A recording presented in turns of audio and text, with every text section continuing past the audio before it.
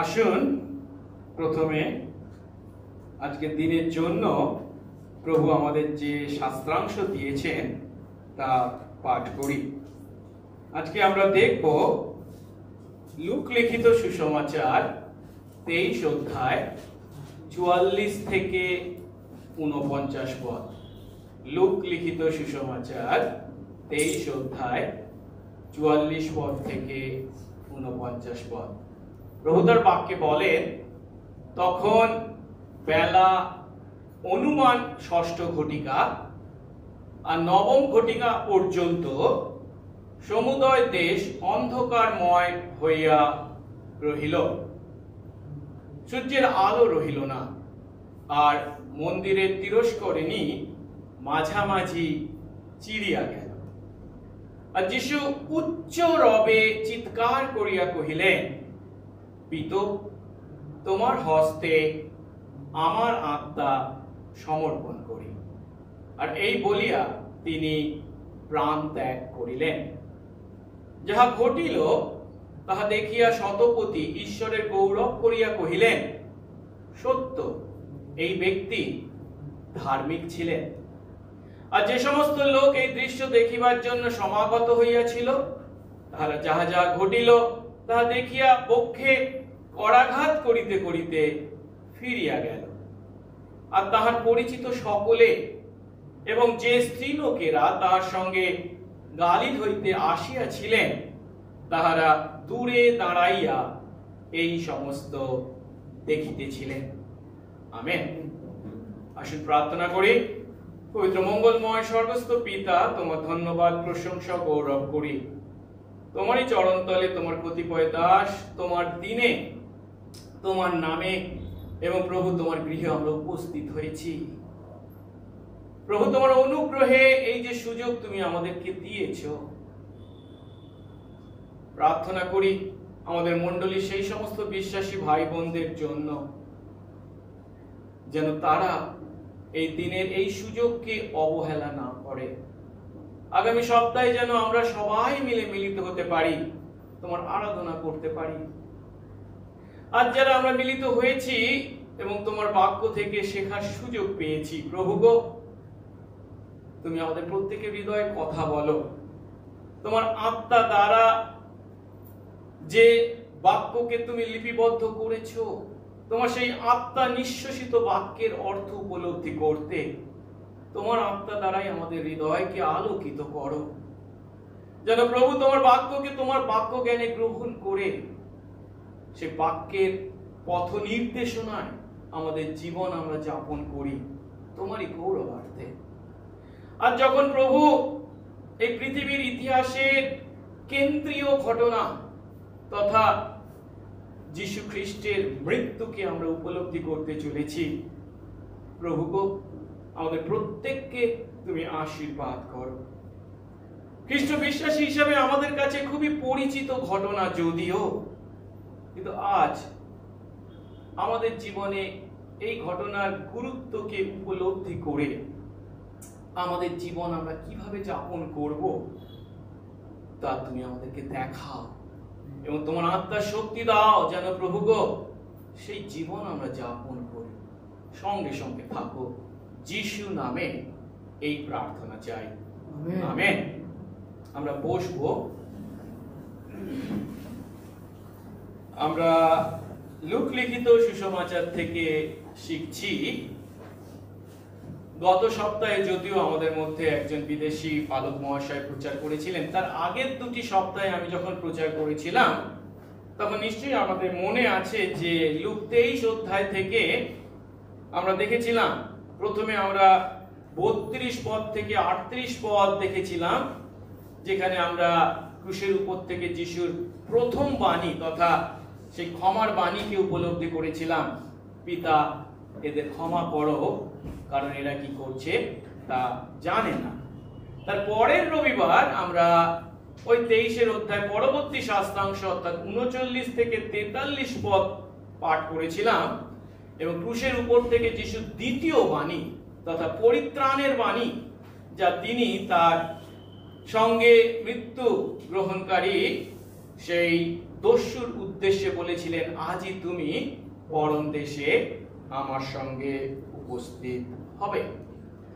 আজ আমরা তার পরবর্তী শাস্ত্রাংশ পাঠ করেছি, অর্থাৎ 23 অধ্যায় 44 থেকে 49 পদ, যেখানে আমরা আমাদের প্রভুকে ক্রুশের উপর প্রাণ ত্যাগ করতে দেখতে পাচ্ছি।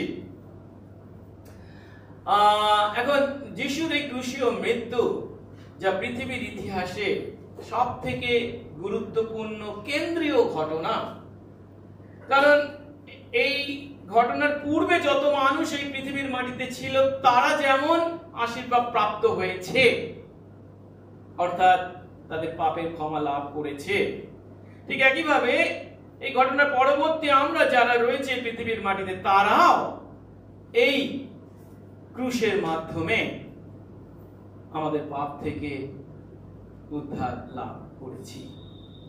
এতখানি গুরুত্বপূর্ণ ঘটনা।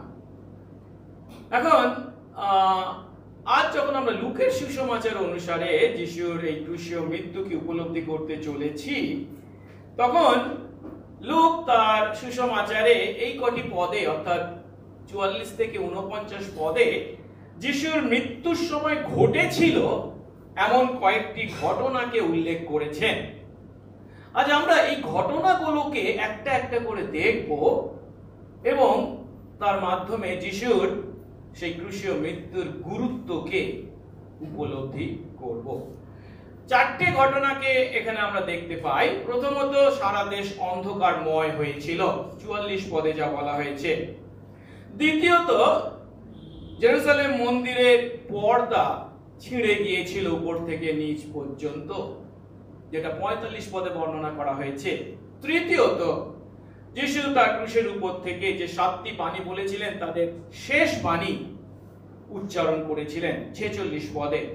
এবং তারপর 47 থেকে 49 পদে আমরা দেখতে পাই সেখানে যারা উপস্থিত ছিল যিশুর ক্রুশের কাছে, যিশুর এই ক্রুশীয় মৃত্যুকে দেখে শুনে বা উপলব্ধি করে তাদের প্রতিক্রিয়াকে বর্ণনা করা হয়েছে। আজ আমরা এই যে লুকের সুসমাচার অনুসারে এই যে সমস্ত ঘটনা সেদিন সেই মুহূর্তে ঘটেছিল, আসুন তাদেরকে একটা একটা করে দেখি। প্রথমে আমরা দেখব সারা দেশ অন্ধকারে আচ্ছন্ন হয়েছিল। 44 পদ আরেকবার পাঠ করি। প্রভু বলছেন তার বাক্যে, তখন বেলা অনুমান 6ষ্ঠ ঘটিকা। 6ষ্ঠ ঘটিকা মানে কি? 12টা, দুপুর 12টা।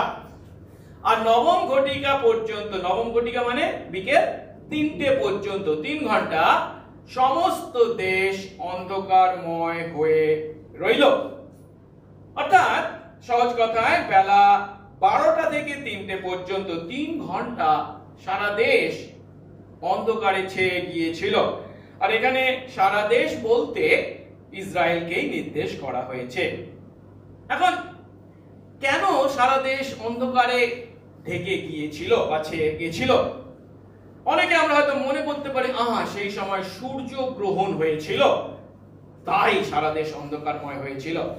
আমরা জানি সূর্যগ্রহণের সময় যেহেতু পৃথিবী এবং সূর্যের মধ্যে চাঁদ এসে কি বলে গার্ড করে, তার ফলস্বরূপ পৃথিবীতে অন্ধকার ছেয়ে আসে। কিন্তু এটা কি কোনো সূর্যগ্রহণ ছিল? অবশ্যই নয়। কেন? যারা সূর্যগ্রহণের সঙ্গে পরিচিত তাদের কাছে এটা আমাদের কাছে খুব পরিচিত। কি ঘটনা ঘটে? সূর্যগ্রহণের সময় মাত্র কয়েক মিনিট অন্ধকারময় হয়, মাত্র কয়েক মিনিট।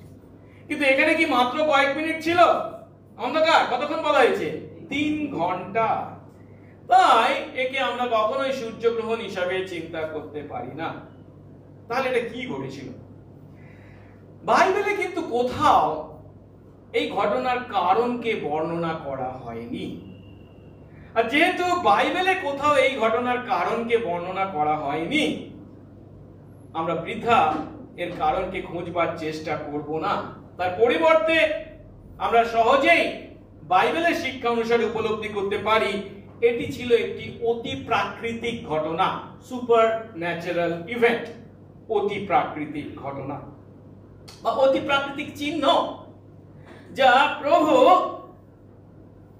এই পৃথিবীর মাটিতে তার দ্বারা সাধিত বিভিন্ন গুরুত্বপূর্ণ কাজের সময় সাধন করেছেন। যার মাধ্যমে তিনি এই যে ঘটনা ঘটেছে বা ঘটতে চলেছে তা যে কতখানি গুরুত্বপূর্ণ তার প্রতি মানুষের দৃষ্টিকে আকর্ষিত করেছেন। অর্থাৎ ঈশ্বর পুত্র যখন তার সন্তানদের পাপের প্রায়শ্চিত্ত করতে ক্রুশের উপর নিজের জীবনকে উৎসর্গ করছেন, এতখানি গুরুত্বপূর্ণ ঘটনা, তার প্রতি সকলের দৃষ্টিকে আকর্ষণ করতে এমন অতি প্রাকৃতিক চিহ্নকে ঈশ্বর ব্যবহার করেছেন। আমরা যদি বাইবেল দেখি, এই ধরনের অতি প্রাকৃতিক ঘটনার কথা আমরা যে এখানেই কেবল পাই তা নয়। ধরুন, এমন চিহ্ন বা অলৌকিক কাজের উপস্থিতিকে আমরা দেখতে পাই। ঈশ্বর যখন সিনয় পর্বতে তার প্রজাদেরকে মোশির মাধ্যমে সেই বিধান দিয়েছিলেন, তখনও আমরা একই ধরনের চিহ্ন এবং অলৌকিক কাজকে দেখতে পেয়েছি। আবার এখানে আমরা দেখতে পাচ্ছি কালভারিতে খ্রিস্ট যখন নিজেকে তার সন্তানদের পরিবর্ত প্রায়শ্চিত্ত বলি হিসাবে উৎসর্গ করছেন, তখন ওই প্রাকৃতিক ঘটনা ঘটেছেন, অতি প্রাকৃতিক ঘটনা। এবং বাইবেল আরো বলে এই যীশু খ্রিস্টেরই যখন দ্বিতীয় আগমন ঘটবে, তখনও বিভিন্ন অতি প্রাকৃতিক ঘটনা ঘটতে চলেছে। আর এর থেকে আমরা যে সত্যটা উপলব্ধি করি সেটা হচ্ছে কি, এগুলি হলো অবিশ্বাসী জগতের কাছে ঈশ্বরের এই সাক্ষ্য। কেমন সাক্ষ্য? যে ঈশ্বর তার নিজের ইচ্ছা অনুসারে তার নামর ক্ষমতায় এই প্রকৃতির নিয়মকে পর্যন্ত থামাতে পারে, বা আমাদের কাছে যেটা পরিচিত সৃষ্টির গঠন তাকে তিনি পরিবর্তিত করতে পারেন। কেন? কারণ তিনি হলেন এই প্রকৃতির সৃষ্টিকর্তা, তিনি হলেন এই প্রকৃতির ধারণকর্তা। তাই এমন কাজ তার কাছে অসাধ্য নয়। আর তিনি যখন এই পৃথিবীর মাটিতে মানুষের সঙ্গে সম্পর্কে গুরুত্বপূর্ণ ঘটনাকে ঘটিয়েছেন, সেই ঘটনার প্রতি মানুষের দৃষ্টিকে আকর্ষিত করতে তিনি এমন অতি প্রাকৃতিক ঘটনা বা চিহ্নকে ব্যবহার করেছেন। এই কারণে ইব্রিয় 12:26 বলে, আমি আর একবার কেবল পৃথিবীকে নয় আকাশমণ্ডলকেও কম্পান্বিত করিব। আর যিশুর জন্মের প্রায় 600 বছর পূর্বে আমরা যিশাইয়ের মাধ্যমে এই ভাববাণীকে পাই। যিশাই 24:23 বলা হয়েছে, আর চন্দ্র মলিন ও সূর্য লজ্জিত হবে, কারণ বাহিনীগণের সদাপ্রভু সিয়ন পর্বতে ও জেরুসালেমে রাজত্ব করবেন এবং তার প্রাচীনদের সামনে প্রতাপ থাকবে।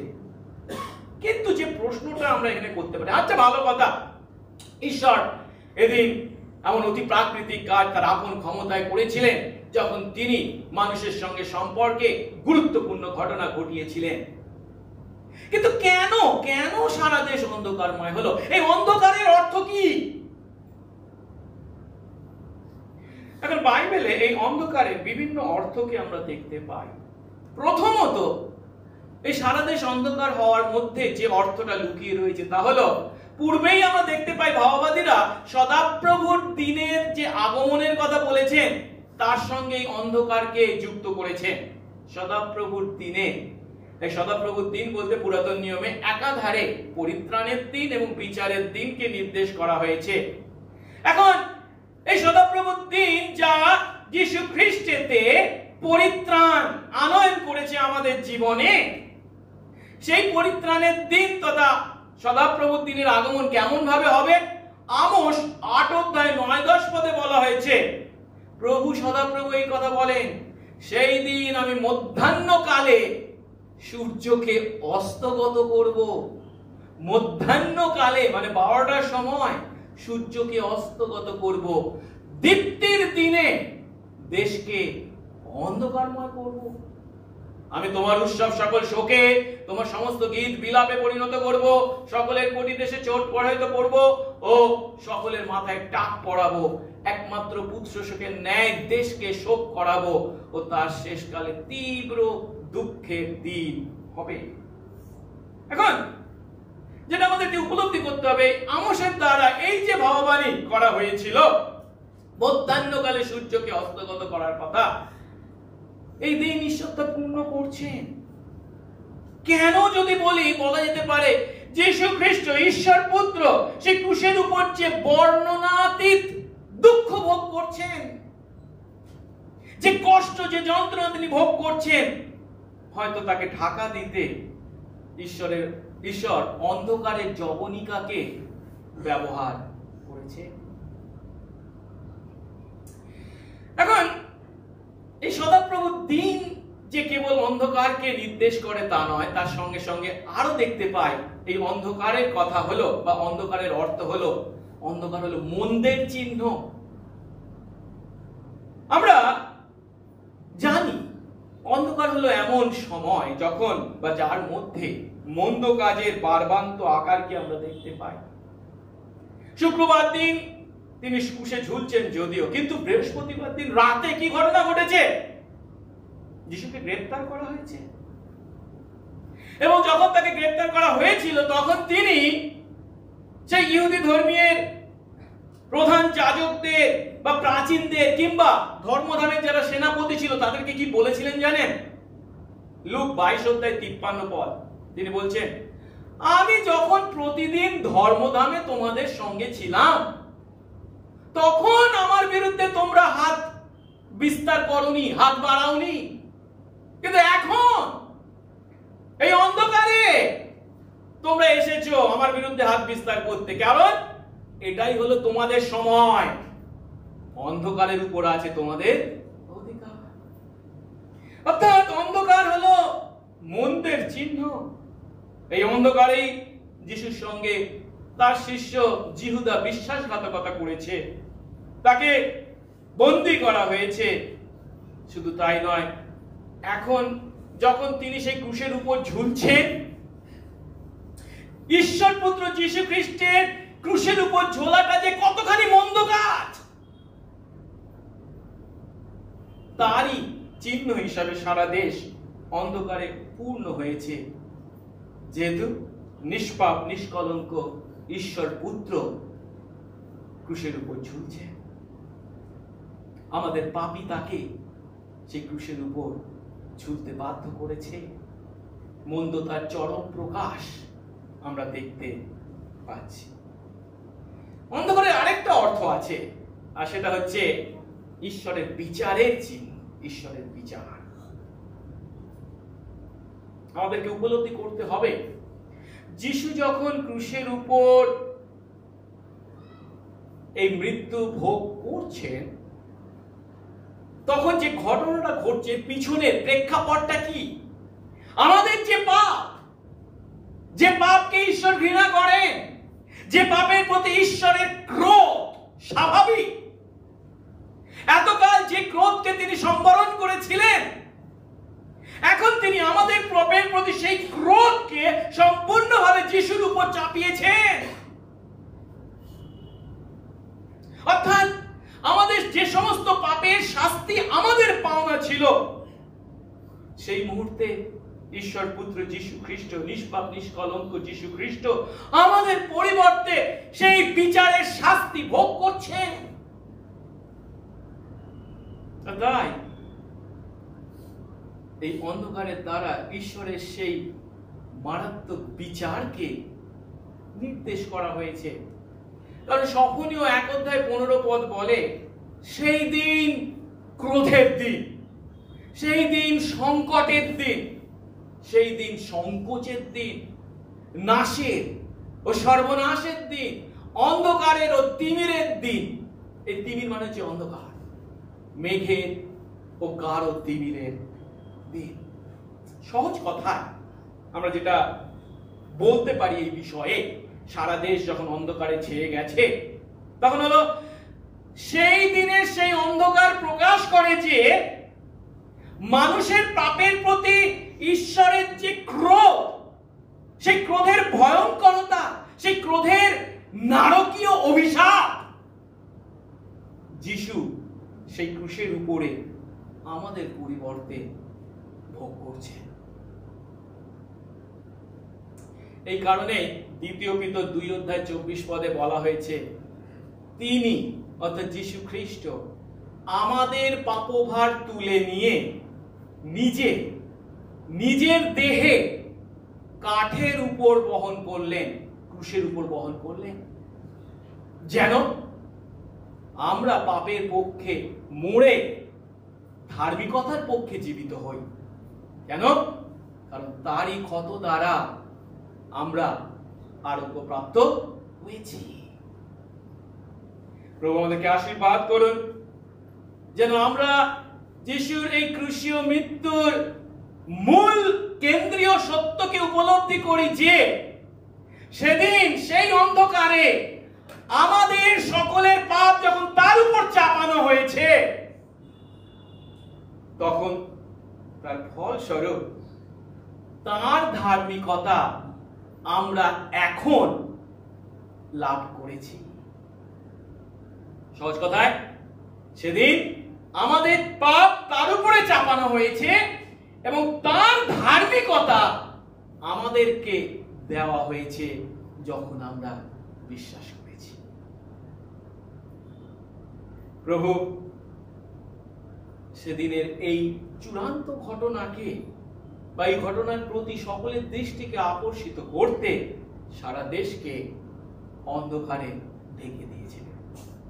আসুন এবারে সেই দিনের দ্বিতীয় যে ঘটনাকে বর্ণনা করা হয়েছে তা উপলব্ধি করি, আর সেটি হচ্ছে জেরুসালেম মন্দিরের পর্দা উপর থেকে নিচ পর্যন্ত চিরে দুফাল হয়ে গিয়েছিল, যা 45 পদে বলা হয়েছে। আর মন্দিরের তিরস্করিণী মানে হচ্ছে পর্দা, মাঝামাঝি চিরে গেল।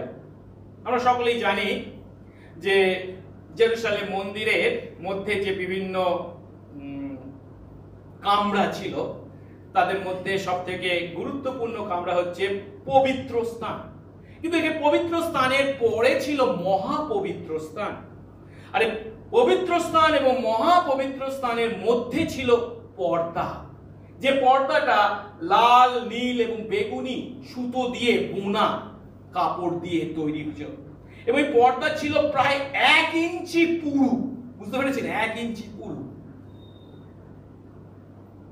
কিন্তু এই দিন আমরা জানি কি ঘটনা ঘটেছে। সেই 1 ইঞ্চি পুরু পর্দা উপর থেকে নিচ পর্যন্ত ছিঁড়ে গেছে, চিড়ে গেছে, দুভাগে বিভক্ত হয়ে গেছে। আমি একটু আগে আমি যে বললাম পবিত্র স্থান এবং মহাপবিত্র স্থানের কথা, আমরা জানি যে যাজকরা ছিলেন বা প্রধান যাজকরা ছিলেন, তারা তাদের দৈনন্দিন ধর্মীয় আচার অনুষ্ঠান পালন করবার জন্য কোথায় প্রবেশ করতে পারতেন? এই পবিত্র স্থানে। সেখানে তারা ধূপ জ্বালাতেন, সেখানে তারা আলো জ্বালাতেন, সেখানে তারা রুটি রাখতেন, সবকিছুই করতে পারতেন। কতদূর পর্যন্ত? এই পবিত্র স্থান পর্যন্ত। কিন্তু যে পবিত্র স্থান থেকে পৃথক করা হয়েছে যে মহাপবিত্র স্থান, যে পর্দা পৃথক করেছিল, সেই মহাপবিত্র স্থানে কে প্রবেশ করতে পারত? একমাত্র মহাযাজক, এবং বৎসরের মধ্যে কেবল একদিন, মহাপ্রায়শ্চিত্তের দিন। এবং সেদিন তিনি যখন প্রবেশ করতেন, একা একা প্রবেশ করতেন না, নিজের সঙ্গে নিয়ে যেতেন সেই রক্ত। কেন? নিজের পাপের এবং প্রজাদের পাপের প্রায়শ্চিত্তের জন্য সেই রক্ত নিয়ে গিয়ে মহাপবিত্র স্থানে যে নিয়ম সিন্ধুক ছিল, ঈশ্বরের নিয়ম সিন্ধুক, তার উপরে যে ঢাকনা ছিল, আবরণী ছিল, তার উপরে গিয়ে তিনি তা ছিটাতেন তাদের পাপ থেকে প্রায়শ্চিত্তের জন্য। অর্থাৎ এই মহাপবিত্র স্থান হচ্ছে এমন একটি স্থান, সেখানে সাধারণের প্রবেশ অসম্ভব ছিল। মহাযাজক যদিও প্রবেশ করতেন বৎসরের মধ্যে কেবল একটি দিন, তাও আবার তার নিজের পাপের জন্য এবং প্রজাদের পাপের জন্য প্রায়শ্চিত্তের রক্ত ছেটানোর কারণে। এখন এই যে মহাপবিত্র স্থানে এতকাল সাধারণ মানুষের প্রবেশ ছিল বন্ধ, যে কোনো সময় প্রবেশ করা যেত না। কেন? এই পর্দা থাকার কারণে। সেই পর্দাকে যখন দুভাগে ভাগ করে দেওয়া হয়েছে, ছিঁড়ে ফেলছেন স্বয়ং ঈশ্বর, তখন তার দ্বারা তিনি কি বলতে চাইছেন? আর ঈশ্বরের কাছে পৌঁছানো এই যে নিয়ম সিন্ধুকের কথা বললাম, সেই নিয়ম সিন্ধুক ছিল কি পৃথিবীর মাটিতে মানুষের মধ্যে ঈশ্বরের উপস্থিতির প্রতীক। যে ঈশ্বরের কাছে পৌঁছাতে সাধারণ মানুষের ক্ষমতা ছিল না। কেন? আদমের পাপের পর থেকে মানুষ আমরা সরাসরি ঈশ্বরের কাছে পৌঁছাতে পারতাম না, সরাসরি পারতাম না। উপায় ছিল একটাই, পুরাতন নিয়মের নিয়ম অনুসারে নির্দোষ পশুর রক্ত নিয়ে আমাদেরকে প্রবেশ করতে হতো। একটু আগে আমরা দেখলাম সেই মহাযাজক প্রবেশ করতেন সেই রক্ত নিয়ে। কিন্তু যে মহাযাজক তার এবং প্রজাদের পরিবর্তে পশুর রক্ত নিয়ে প্রতি বৎসর প্রবেশ করেছেন,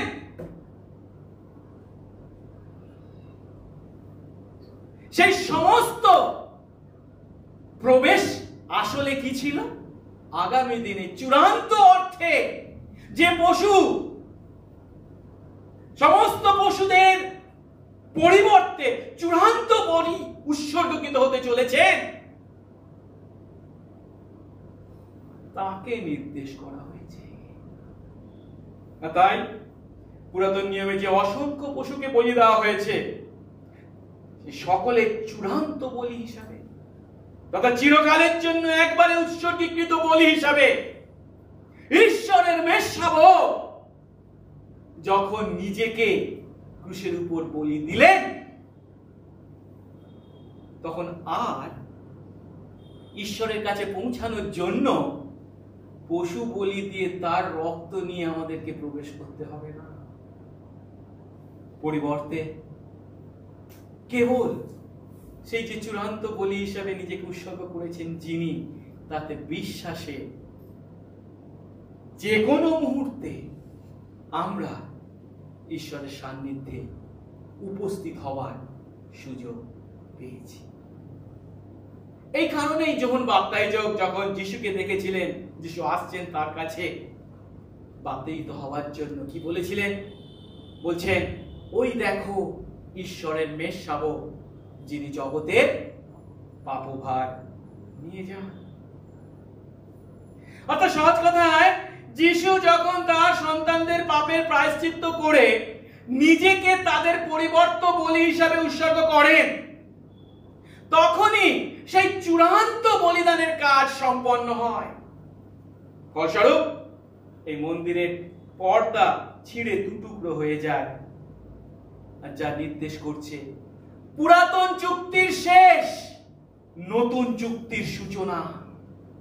অর্থাৎ বলিদান পদ্ধতির সমাপ্তি ঘটেছে, তার পরিবর্তে এখন থেকে ঈশ্বরের সন্তানদেরকে পাপ থেকে উদ্ধার পাওয়ার জন্য ক্রুশের উপর যীশু খ্রিস্ট যে আত্মবলিদান করলেন, তাতে বিশ্বাসে সাধিত হলো।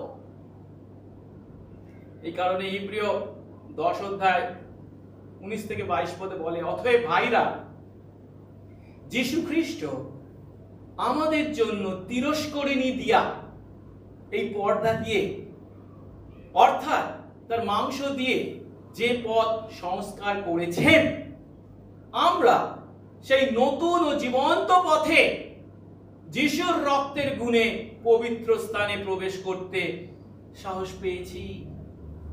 যিশু নিজে যখন সেই মহাযাজকের ন্যায় নিজের রক্ত নিয়ে সেই মহাপবিত্র স্থানে প্রবেশ করেছেন, আমাদের পরিবর্তে তখন আমরা, তিনি সেই পর্দা যখন ছিঁড়ে দিয়েছেন, তার ভিতরে সেই পবিত্র স্থানে, মহাপবিত্র স্থানে প্রবেশের সাহস পেয়েছি। এবং ঈশ্বরের গৃহের উপরে নিযুক্ত মহান এক যাজকও আমাদের আছেন। তিনি কে? যীশু খ্রিস্ট, সেই মহাযাজক। এই জন্য এসো আমরা সত্য হৃদয় সহকারে বিশ্বাসে কৃত নিশ্চয়তায় ঈশ্বরের কাছে উপস্থিত হই। আর ঈশ্বরের কাছে উপস্থিত হওয়ার জন্য রক্ত নিয়ে তার কাছে আসার প্রয়োজন নেই। আমরা তো হৃদয় প্রক্ষণ পূর্বক আমাদের হৃদয়কে শুচি করা, ছিটিয়ে শুচি করা হয়েছে, মন্দ থেকে মুক্ত এবং শুচি জলে স্নাত দেহ বিশিষ্ট হয়েছি। আর তাই আজ এর বাস্তব অর্থ কি? যীশু খ্রিস্ট যদি ক্রুশের উপর না মরতে, তাহলে আমাদেরকে আজও কি করতে হতো জানেন? পাপ করবার পর আমার পরিবর্তে একটা পশুকে বলি হিসেবে উৎসর্গ করবার জন্য তাকে নিয়ে জেরুজালেম মন্দিরে যেতে হতো এবং তাকে উৎসর্গ করতে হতো। কিন্তু না, আজ পাপ থেকে উদ্ধার পেতে পাপী আমাদেরকে জেরুজালেম মন্দিরে গিয়ে আমাদের পাপের জন্য কোনো পশুকে বলি দেওয়ার প্রয়োজন নেই।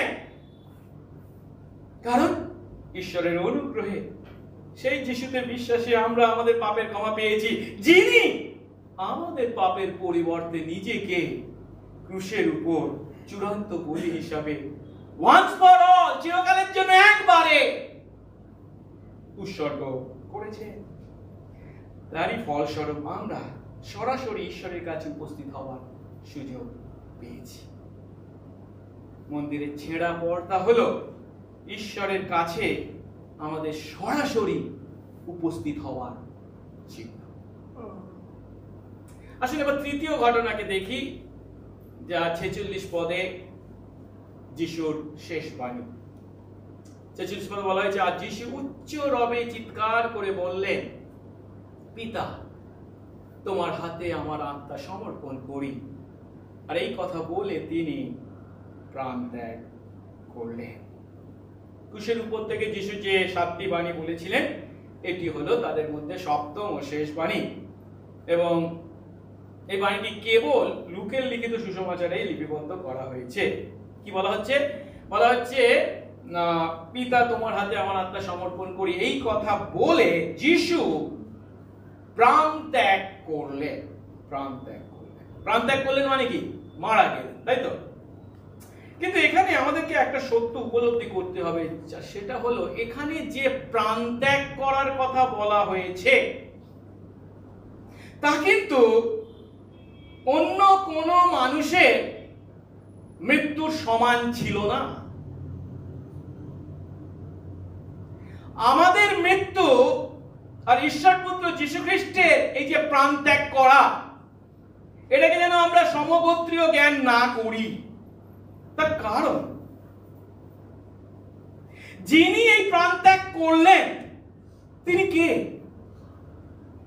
তিনি হলেন একাধারে পূর্ণ ঈশ্বর এবং পূর্ণ মানুষ। এবং আমরা আরো ভালো করে জানি যে সেই যীশু খ্রিস্টের মধ্যে ঈশ্বর প্রকৃতি এবং মনুষ্য প্রকৃতি এমন ভাবে সংযুক্ত ছিল যে উভয় প্রকৃতি তাদের বৈশিষ্ট্য বজায় রেখেছিল। তিনি যখন মানুষ হয়ে গেছিল, ঈশ্বর প্রকৃতি হারিয়ে গেছিল, উবে গেছিল। কেনোসিস থিওরি, এই ধরনের শিক্ষা আমরা দিই না, বাইবেল তা দেয় না, এটা ভুল শিক্ষা।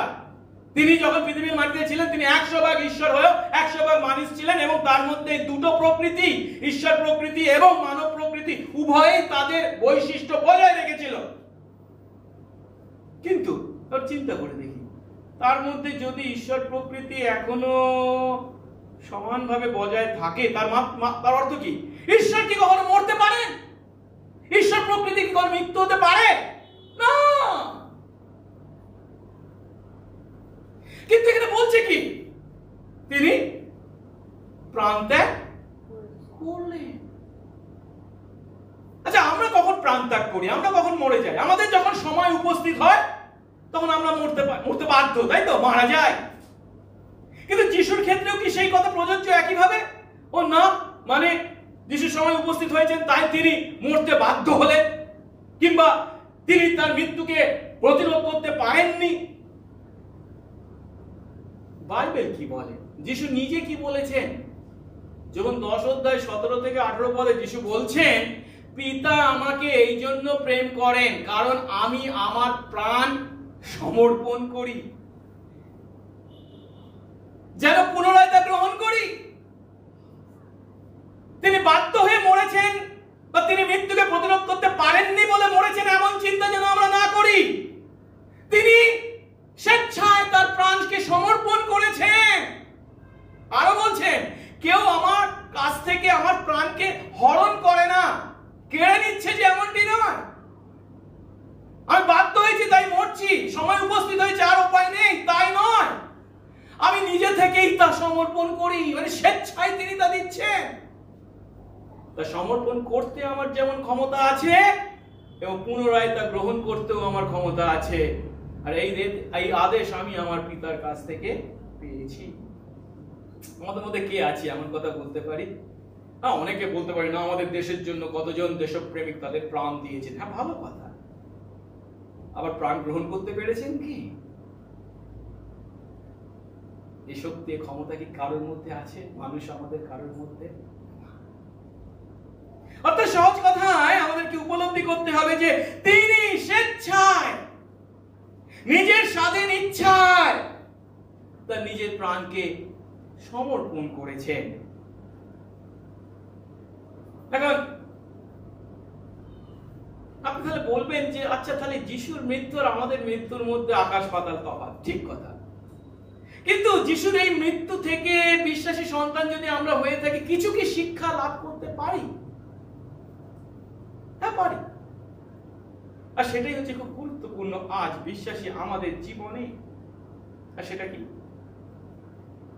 এখানে যখন তিনি স্বেচ্ছায় তার প্রাণ সমর্পণ করছেন, পিতার আদেশ পালন করে, যে অর্থে তার সন্তানদেরকে তিনি তার পাপের প্রায়শ্চিত্ত দান করছেন,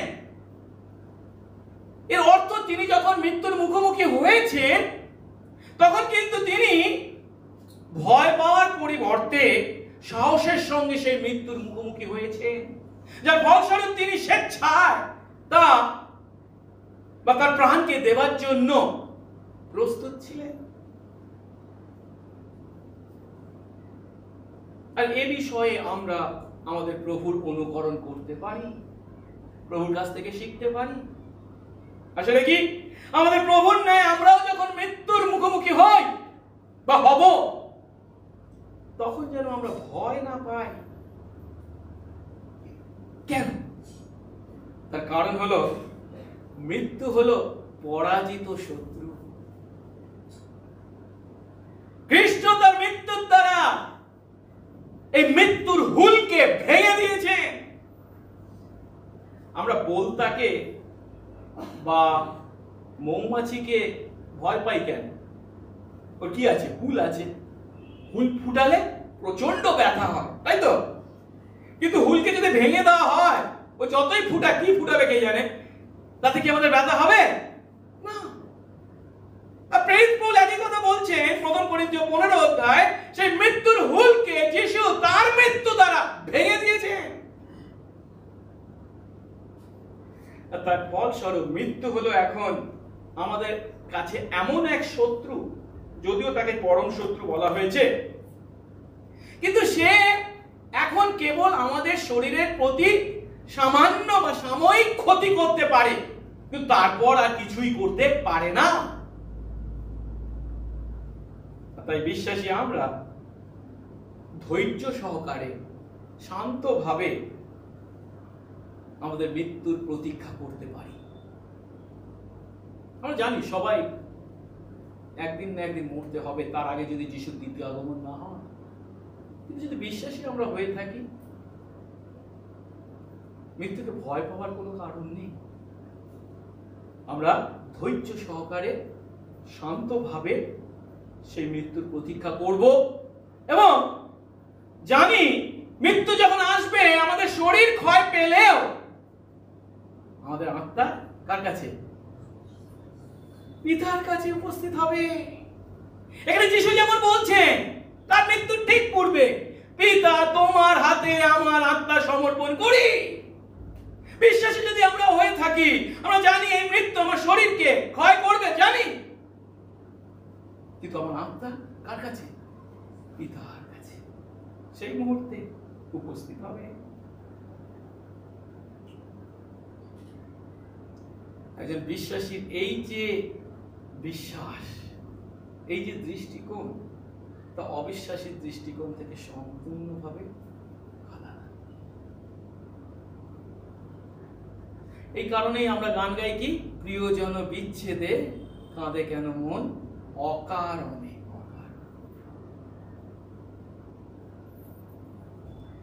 আমার দাদু ছিলেন পাস্টার। আমি তাকে তার শেষ জীবনে শুধু দেখেছি, কিন্তু আমরা যখনই দাদুর বাড়ি যেতাম, প্রত্যেকদিন সকালে ব্রেকফাস্ট করার আগে দাদু প্রার্থনা করতেন আমার প্রত্যেক দিনের প্রার্থনাটা এখনো মনে আছে। শেষে তিনি কি বলতেন? প্রভু, তোমার যদি ইচ্ছা হয় এই অধম দাসকে আজ তোমার কাছে তুমি সংগ্রহ করো। আপনারা বলুন তার যথেষ্ট বয়স হয়েছিল এই প্রার্থনা করেছিলেন, ঠিক কথা, তবু এই বিশ্বাস ছিল বলে এমন প্রার্থনা তিনি করতে পারতেন। ঠিক একই ঘটনা আমরা বাইবেলে পাই। স্টিফানকে যখন পাথর মেরে হত্যা করা হচ্ছে, তখন তিনি কি বলে প্রার্থনা করছেন? একই কথা, যিশুর দেন। তিনি বলছেন, হে প্রভু যিশু, আমার আত্মাকে গ্রহণ করো।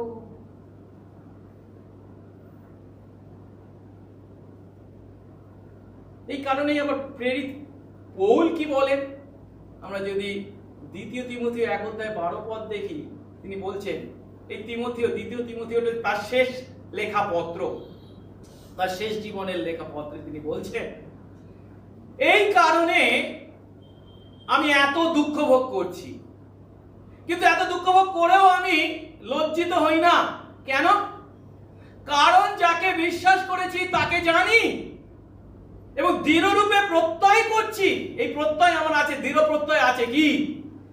আমি তার কাছে যা গচ্ছিত রেখেছি, তিনি সেই দিনের জন্য তা রক্ষা করতে সমর্থ। আমাদের বিশ্বাস বেকার বেকার নয়, ফালতু নয়।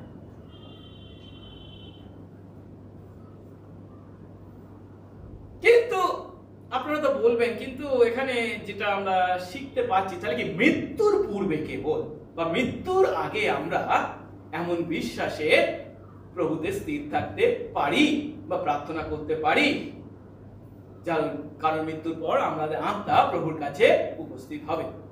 কিন্তু জীবিত অবস্থায় কি আমরা এই প্রার্থনা করতে পারি? হ্যাঁ, অবশ্যই পারি। কেবল মৃত্যুর সময় যে নয়, পার্থিব জীবনেও, বিশেষ করে যখন আমরা কঠিন পরিস্থিতির মুখোমুখি হই, যখন মনে হয় যেন ঈশ্বর আমাদের ত্যাগ করেছে, যখন মনে হয় তার উপস্থিতি আমরা উপলব্ধি করতে পারছি না, তখনও আমরা এই প্রার্থনা করতে পারি। কারণ কি? দেখুন, এই প্রার্থনাটা যিশু কখন করছেন? সেই অন্ধকারের মধ্যে যখন পিতা ঈশ্বর তাকে পরিত্যাগ পর্যন্ত করেছিলেন। চতুর্থ বাণীতে তিনি বলতে বাধ্য হয়েছেন, পিতা আমার, পিতা আমার, ঈশ্বর আমার, ঈশ্বর আমার, তুমি কেন আমার পরিত্যাগ করেছো? ঠিক একইভাবে যিশু যেমন সেই অন্ধকারের মধ্যে পিতাতে ক্রমশ আস্থা রেখেছিলেন, আমরাও আমাদের জীবনে সেই সমস্ত কঠিন অন্ধকারময় পরিস্থিতিগুলিতে, যখন জীবনের আলোকে আমরা দেখতে পাই না, জীবনের কোনো আলোর বিন্দুকে আমাদের চোখে ধরা পড়ে না, যিশুকে অনুসরণ করে সেই পিতাতে আমরা আস্থা রাখতে পারি। আসুন সেই পিতাতে আস্থা রেখে নিজেদেরকে এবং নিজেদের সমস্ত বিষয়কে অনন্তকালের জন্য সেই পিতার হাতে সমর্পণ করি। আসলে এবার চতুর্থ ঘটনাকে আমরা উপলব্ধি করতে চেষ্টা করি, আর সেটি হলো যিশুর ক্রুশীয় মৃত্যুর সময় সেই ক্রুশের চারপাশে যারা উপস্থিত ছিল সেই সমস্ত মানুষের প্রতিক্রিয়া। প্রথম প্রতিক্রিয়াটা আমরা দেখতে পাচ্ছি 47 পদে রোমীয় শতপতির কাছ থেকে। 47 পদে বলা হয়েছে, যা ঘটলো তা দেখে শতপতি ঈশ্বরের গৌরব করে বললেন, সত্য এই ব্যক্তি ধার্মিক ছিলেন। কে বলছেন এই কথা? সেই রোমীয় শতপতি। ইনি কে? যখন যিশুকে বেত্রাঘাত করা হয়েছিল ক্রুশে দেওয়ার আগে, বা যখন যিশুকে ক্রুশে দেওয়া হয়েছিল, যারা ক্রুশে দিচ্ছিল তাদের যিনি তত্ত্বাবধান করছিলেন, ইনি হলেন সেই ব্যক্তি। কিন্তু এই কাজ করতে গিয়ে বা এই দায়িত্ব পালন করতে গিয়ে তিনি যিশুর ক্রুশের খুব কাছে ছিলেন। এটা দূর থেকে তো করা যায় না। আর খুব কাছে থাকার ফলস্বরূপ তিনি এর আগেও অনেককে ক্রুশে দিয়েছেন বা ক্রুশে যাদেরকে দেওয়া হয়েছে সেই সমস্ত কাজের তত্ত্বাবধান করেছেন। এই অভিজ্ঞতা তার ছিল নিশ্চয়। কিন্তু যিশুকে যখন ক্রুশে দিচ্ছেন, এই যিশুর আচার ব্যবহার যে কতখানি আলাদা, এটা তিনি উপলব্ধি করেছেন, দেখেছেন, শুনেছেন। কেন? তিনি শুনতে পেয়েছেন যিশু তার হত্যাকারীদেরকে পর্যন্ত ক্ষমা করতে পিতার কাছে প্রার্থনা করছেন। আরো দেখেছে বা শুনেছে যিশুর পাশে যে দস্যুটা মারা যাচ্ছে তার অনুরোধ রেখে যিশু তাকে বলছে, আজই তুমি আমার সঙ্গে স্বর্গে যাবে। কেবল কি তাই, সেই যে মহাজাগতিক অন্ধকার নেমে এসেছিল তাও তিনি দেখেছেন। এবং কিছুক্ষণ আগে তিনি কি শুনছেন? যিশু তার আত্মাকে পিতার কাছে সমর্পণ করছেন। এই সমস্ত দেখে, এত কাছ থেকে এই সমস্ত শুনে এবং হৃদয়ে উপলব্ধি করে এই রোমীয় শতপথী ঈশ্বরের গৌরব না করে থাকতে পারেননি। সত্য স্বীকার করে বলছেন কি, সত্যি এই ব্যক্তি ধার্মিক ছিলেন। এখন প্রশ্ন হলো, আচ্ছা এই শতপথী সত্যি কি মন পরিবর্তন ঘটেছিল, কিংবা এরপর কি সে সত্যি যিশুকে বিশ্বাস করে যিশুর অনুসারী হয়েছিল? এই প্রশ্নের উত্তর কিন্তু আমাদের জানা নেই, বাইবেল আমাদেরকে বলে না। সেই জন্য আমরাও জোর করে এর উত্তর তৈরি করতে চেষ্টা করব না।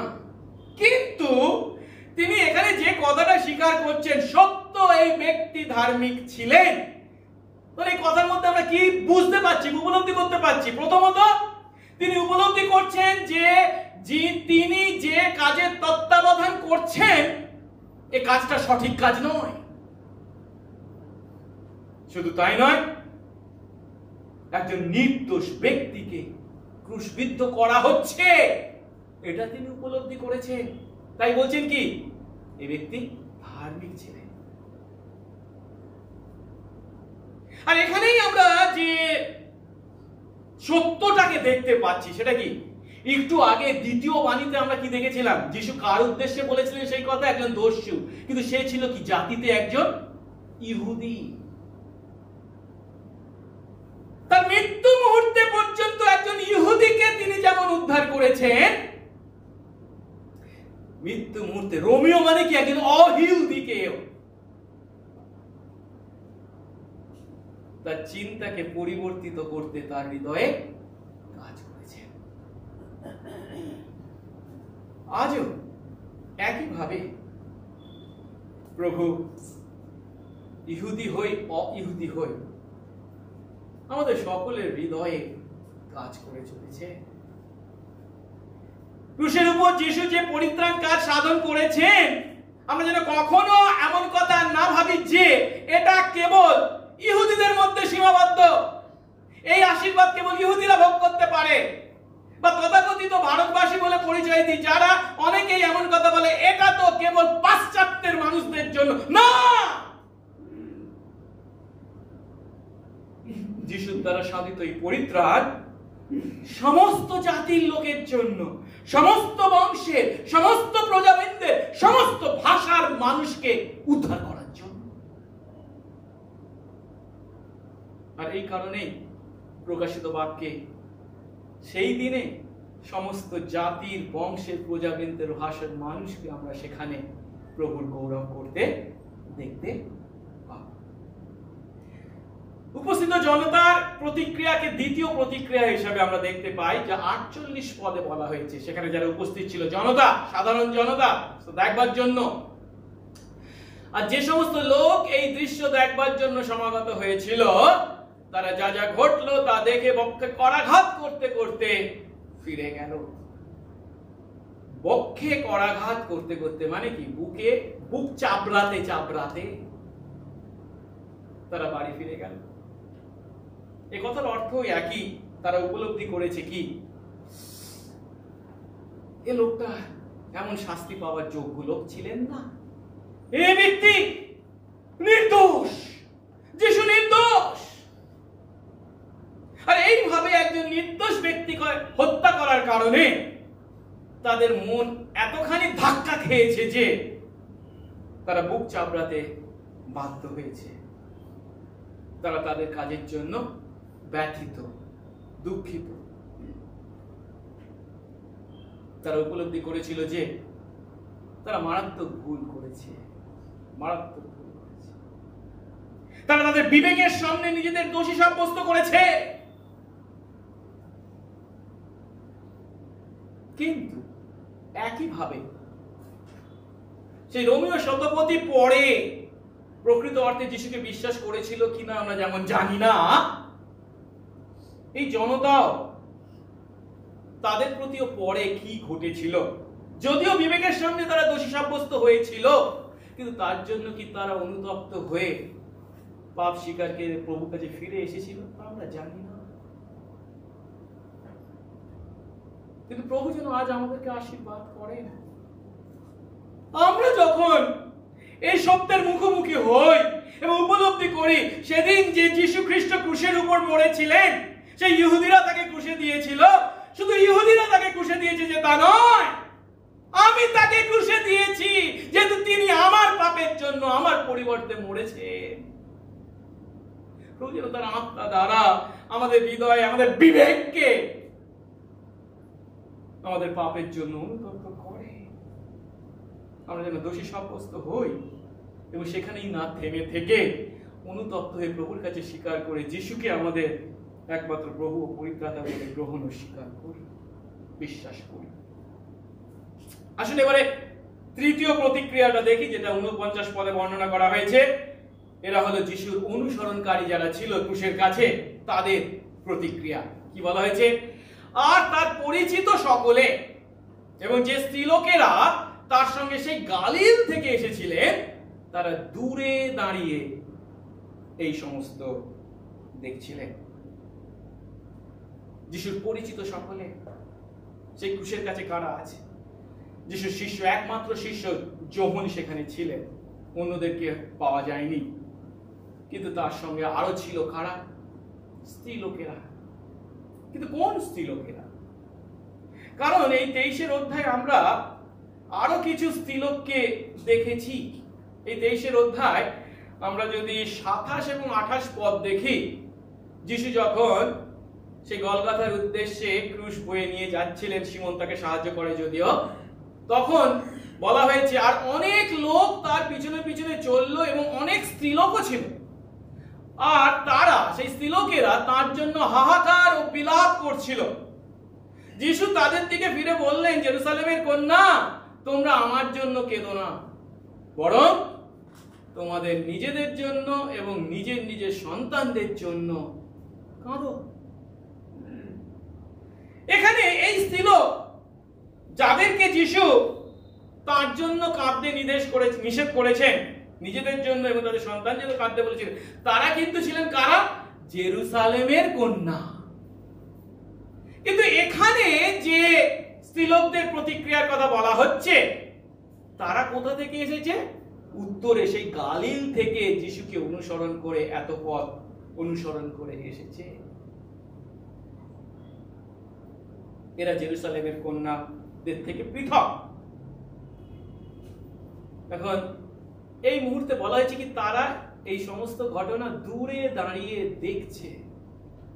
আর আমরা সহজেই উপলব্ধি করতে পারি যে তাদের কতখানি কষ্ট, যন্ত্রণা হচ্ছে তাদের প্রভুকে যখন সেই ক্রুশের উপর একজন দস্যুর মৃত্যু ভোগ করতে তারা দেখছে।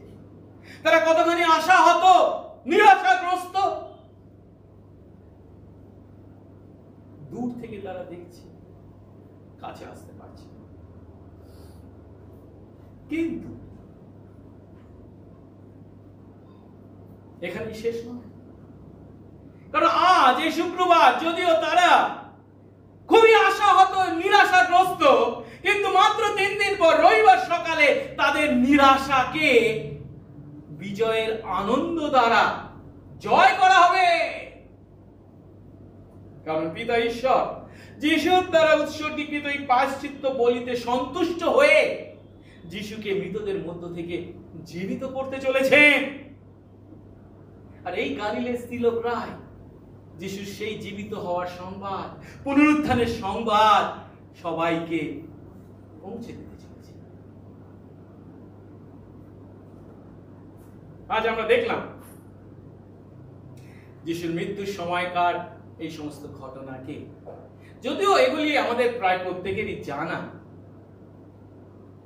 কিন্তু এই ঘটনার মূল বিষয়কে মনে রেখে বা হৃদয়ে গেঁথে আমরা যেন বাড়ি ফিরে যাই। যিশুর মৃত্যুর সঠিক অর্থকে যেন আমরা উপলব্ধি করি। অবিশ্বাসীদের ন্যায় ভুল চিন্তা যেন আমরা না করি। অনেক সময় আমাদের মধ্যে বিশ্বাসী বলে আমরা যদিও নিজেদের পরিচয় দিই, আমাদের মধ্যে একটা চিন্তা বা ধারণা আছে কি, যেহেতু আমি যিশুকে বিশ্বাস করি, যখনই কোনো সমস্যার মধ্যে পড়বো তিনি আমাকে উদ্ধার করবেন, আমার রোগ যন্ত্রণা হবে তিনি আমাকে সুস্থ করে দেবেন, আমার আর্থিক সংকট হবে তিনি আকাশ থেকে টাকা ফেলে দেবেন, ইত্যাদি ইত্যাদি ইত্যাদি, আমার কোনো সমস্যা থাকবে না, তবেই তো ঈশ্বর। ওটা ঈশ্বর নয়, ওটা হচ্ছে ম্যাজিশিয়ান। এই ধরনের চিন্তা হচ্ছে অবিশ্বাসীর চিন্তা।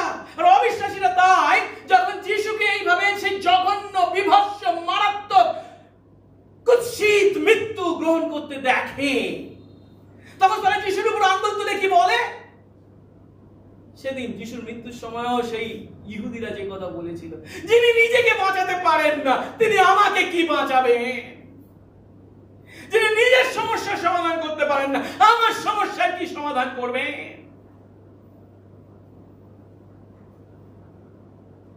আবার যারা ঈশ্বরের অস্তিত্বে বিশ্বাস করে না তারা এক ধাপ এগিয়ে গিয়ে বলে, ঈশ্বর যদি থাকতেন, ঈশ্বরের অস্তিত্ব যদি থাকতো তাহলে যিশুকে এমন অমানবিক অন্যায় অবিচারের শিকার হতে হতো কি?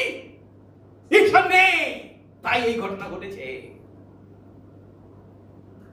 এটা হচ্ছে তাদের দৃষ্টিকোণ থেকে দেখা যিশুর ক্রুশ।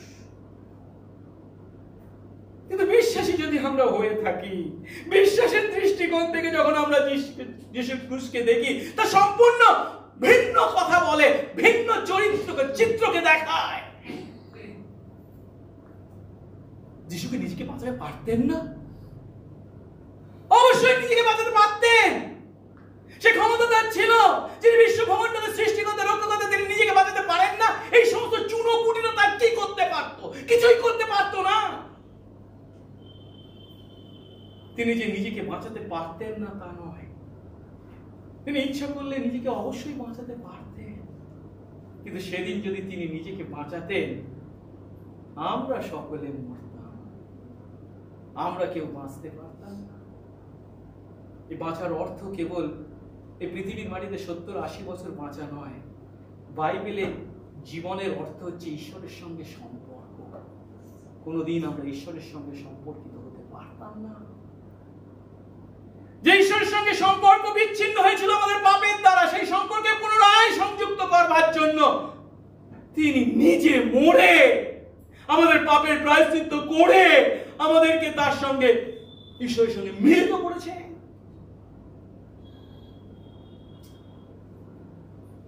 তিনি যদি না মরতেন আমরা কেউ বাঁচতাম না। আর যারা বলে ঈশ্বর কি সত্যি ছিলেন, ঈশ্বর কি সত্যি আছেন, যদি থাকেন তাহলে কেন এমন অন্যায় অবিচার তার প্রতি সাধিত হলো?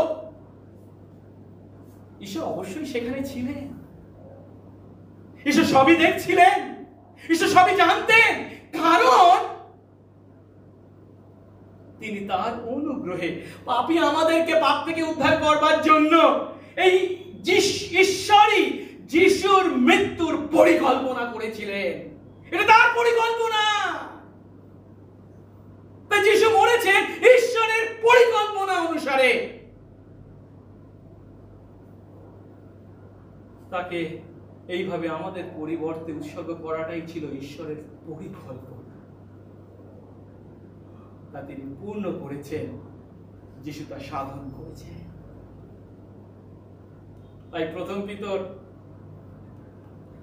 3:18 বলে, কারণ খ্রিস্ট একবার আমাদের পাপ সমূহের জন্য দুঃখ ভোগ করেছিলেন, সেই ধার্মিক ব্যক্তি অধার্মিক আমাদের জন্য।